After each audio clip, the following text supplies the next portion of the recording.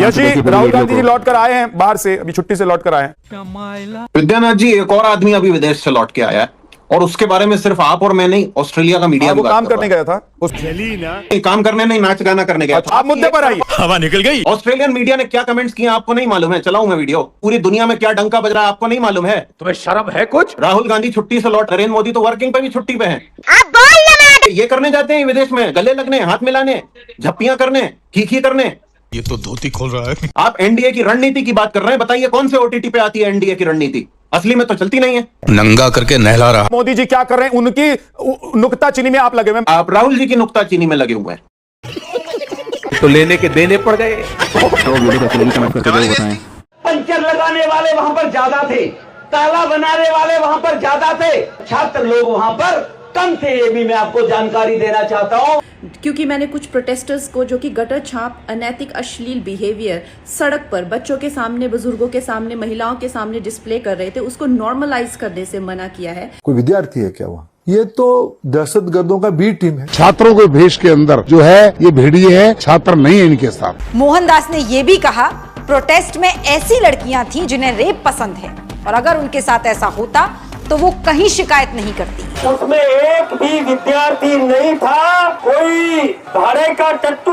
अगर कोई ईमानदारी से आत्मचिंतन करे तो ये पाएगा आज देश में एक ऐसी सरकार है जिसने पेपर लीक कर शिक्षा व्यवस्था को आईसीयू में पहुंचा दिया है। आज देश में एक ऐसी सरकार है जो छात्रों पर पैलेट गन और AK-47 चलवा रही है। आज देश में एक ऐसी सरकार है जिसे बच्चों के भविष्य की नहीं, अपनी छवि की चिंता है। आज देश में एक ऐसी सरकार है जिसका मुखिया संसद में न आकर रील बनाने में जुटा है। ये है हमारे पंत प्रधान जी का बड़ा विजन देश के लिए। 2017 में सीबीआई ने एनडीटीवी पे रेड किया, अडानी ने खरीद लिया। 2018 में इनकम टैक्स ने ब्लूमबर्ग क्विंट पे रेड किया, अडानी ने खरीद लिया। 2018 में इनकम टैक्स ने नव्यू ग्रुप पे रेड किया, जिनके पास कृष्णपट्टनम पोर्ट था, अडानी ने पोर्ट ही खरीद लिया। 2020 में सीबीआई और ईडी ने जीवीके पे रेड किया, जो मुंबई एयरपोर्ट चलाते थे, अडानी ने मुंबई एयरपोर्ट ही खरीद लिया। 2020 में ही सीसीआई ने अंबुजा सीमेंट और एसीसी पे रेड किया, अडानी ने दोनों को खरीद लिया। 2023 में इनकम टैक्स ने श्री सीमेंट पे रेड किया, जो सांगी इंडस्ट्रीज खरीदना चाहता था, श्री सीमेंट पीछे हट गया, अडानी ने सांगी खरीद लिया। 2025 में ईडी ने जेपी ग्रुप पे रेड किया, अडानी ने खरीद लिया। मई 2026 में वेदांता ने कोर्ट में जेपी डील पे अडानी को चैलेंज किया, ईडी ने वेदांता के ऑफिस पे रेड कर दिया। आप क्रोनोलॉजी समझ लीजिए। समझ गए?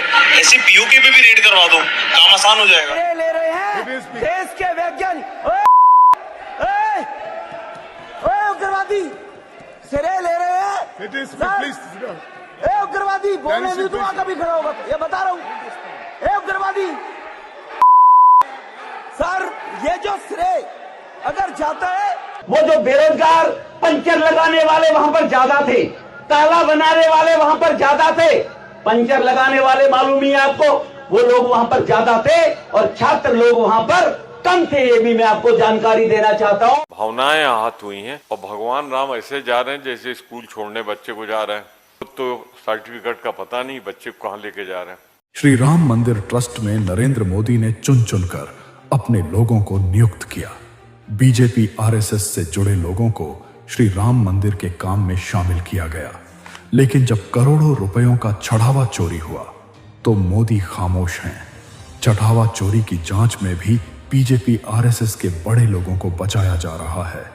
नरेंद्र मोदी को सदन में आकर चढ़ावा चोरी पर देश को जवाब देना चाहिए और करोड़ों राम भक्तों से माफी मांगनी चाहिए। आप प्रोटेस्ट में क्या कर रहे हो? सर, मेरा पेपर था, पेपर में अच्छे मार्क्स आने चाहिए करके मैंने गाड़ी में पेट्रोल डलाया, मंदिर गया, मंदिर में चढ़ावा चढ़ाया। दूसरे दिन पेपर लीक हो गया, गाड़ी खराब हो गई और मंदिर की दान पेटी ही चोरी हो गई। मेरे को कुछ समझ में नहीं आया। मैं अखबार खरीदने गया, वहाँ गया तो पता चला अखबार पहले से ही बिक चुका है। अबे साले।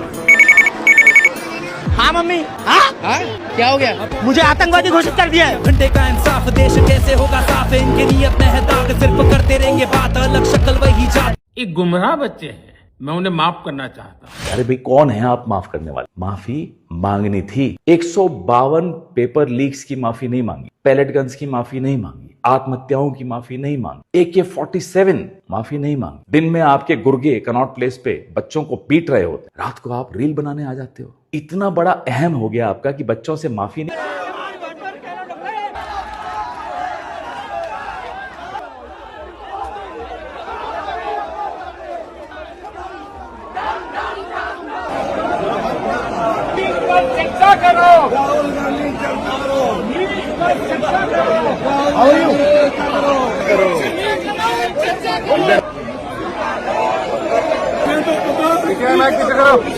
सरकार से बस इतना सवाल है, बच्चों ने मांगा ही क्या था?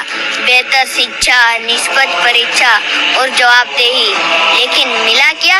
लाठी, आंसू गैस और खामोश। पानी की बोतल तक रोक दी, मेट्रो के रास्ते तक रोक दिए गए। भूखे प्यासे बच्चों की आवाज दबाए चले थे, पर सवाल आज भी वहीं खड़े। पूछना चाहता हूँ, कुर्सी बचानी थी या भविष्य? सत्ता चलानी थी या संवेदना? जिस देश की युवा सड़कों पर न्याय मांग रहा हो, वहाँ सत्ता का डंडा नहीं, संवाद बोलना चाहिए। कितनी विडम्बना है, जो शिक्षा की रक्षा की शपथ लेते हैं, आज वही शिक्षा के सवालों से भागते दिख रहे। याद रखिए, लाठियाँ आवाज दबा सकती है, सवाल नहीं। आंसू गैस आंखें जला सकती है, इरादे नहीं। और सत्ता कुर्सी बचा सकती है, लेकिन इतिहास नहीं। ये जो कुछ लोग कह रहे हैं कि गडकरी जी को फायदा पहुंचाने की, मेरे को नहीं लगता मोदी जी को गडकरी के बच्चों में कोई इंटरेस्ट है। मेरे को नहीं लगता कि मोदी जी गडकरी के बच्चों का मुनाफा कराने के लिए ये करवा रहे हैं। अमित शाह के बच्चे होते तो शायद फिर भी मान लेते। गडकरी के बच्चों का मुनाफा कराने के लिए मोदी जी ने इथेनॉल देश के ऊपर थोप दिया, ये मैं मानने को तैयार नहीं हूं। मोदी जी और गडकरी में कितनी दोस्ती है ये हम सब जानते हैं। तो मोदी जी पूरे देश में इथेनॉल क्यों थोप रहे हैं बताओ? आज मैं पिछले कुछ दिनों से रिसर्च कर रहा हूं, मैं आपको बताता हूं। अभी कुछ दिन पहले इंडिया और अमेरिका के बीच में ट्रेड डील साइन हुई। उस ट्रेड डील में लिखा हुआ है कि अगले 5 साल में इंडिया को $100 बिलियन का अमेरिका से सामान खरीदना कंपलसरी है। $100 बिलियन का। अब क्या खरीदें? कुछ खरीदने को है नहीं, जबरदस्ती खरीदना पड़ेगा। अमेरिका दुनिया का सबसे बड़ा इथेनॉल बनाने वाला देश है। दुनिया में सबसे ज्यादा इथेनॉल अमेरिका बनाता है और अमेरिका में खपत नहीं है। हमारे देश में E20 थोप रहे हैं, अमेरिका में E10 से भी कम है। और वो भी ऑप्शन मिलती है, हर पेट्रोल पंप पे E10 लेना है कि प्योर पेट्रोल लेना है, ऑप्शन मिलती है। वहां पे E10 है, वहां E20 नहीं है, यहां अब इथेनॉल कहां बेचे अमेरिका? आपको यह जान के ताज्जुब होगा कि 2-3 साल पहले इंडिया जितना इथेनॉल इंपोर्ट करता था, पिछले साल उससे दुगना इंपोर्ट करने लग गया।